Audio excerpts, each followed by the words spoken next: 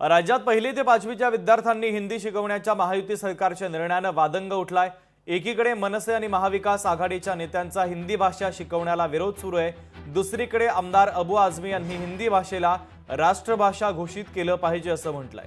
तसंच हिंदी भाषा काश्मीर ते कन्याकुमारी पर्यंत बोलली गेली पाहिजे असंही आझमींनी म्हटलेलं आहे। त्यांच्या या विधानानं आता पुन्हा एकदा नव्या वादाला तोंड फुटण्याची शक्यता आहे। हिंदी तो पूरे देश में कंपलसरी है ही है।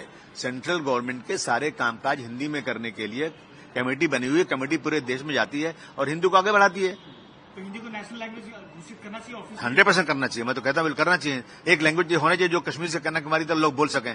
मैं चला जाऊं अभी आसाम में, तो साला मुझे आसामी आती नहीं, तो मैं क्या आसामी सीखूं बैठ के वहां पर? एक लैंग्वेज होना चाहिए देश में जो पूरे देश में चले।